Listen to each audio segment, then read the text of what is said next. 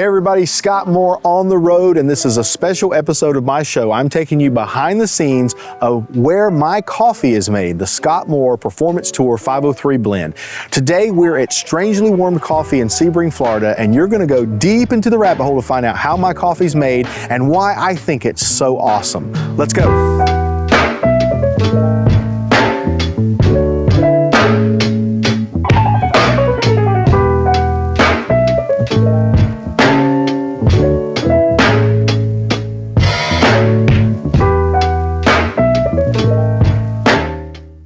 Okay, Steve, why don't you tell me about Strangely Warmed and how all this stuff works here? Well, Strangely Warmed started in a church as a hobby, and because the people were tired of drinking bad coffee. So we had 10 pounds of green coffee beans from Peru given to us, and we knew where there was a roaster in storage, and so that's how it all began.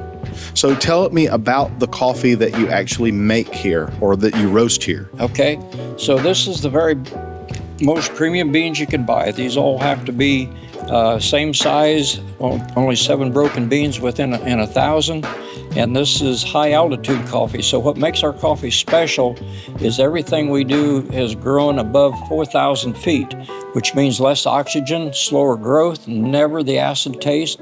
And then the cooler temperature makes a harder bean, so you get a lot more flavor out of it. So what's interesting to note is I chose this coffee and I chose Steve because it's small batch, selected coffee beans, specialty coffee. This is not some giant roaster that's roasting thousands of pounds or a ton at a time. We're honing in on flavors here. So what I decided to do was I sampled a lot of the coffees here, and I liked all of them, honestly, but I really honed in on the Colombian being it got a key flavor to it, but it was a little bit too forward, a little bit too aggressive for me personally. And then I tasted the Peru, and that kind of settled it down a little bit. Like that was more smoother, not necessarily smoother that the Colombian was not, but it just had a more subtle flavor to it. And I said, well, why don't we have a blend of these? Because I feel like if you get the right blend, you get the perfect marriage of these flavors in the Scott Moore palette, right? So we decided to make this 503 blend, and how's that been rated so far? It's been good. Everybody has tasted it. The samples of it buys it.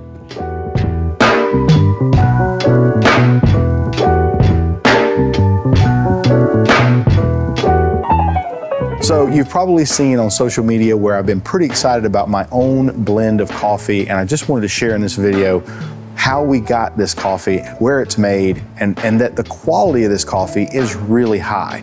So this is my 503 blend for the Performance Tour, and we have it in ground coffee, whole bean coffee, and now in K-cups as well. So if you're one of the Keurig folks who get your coffee this way, we've got coffee in every format that you need.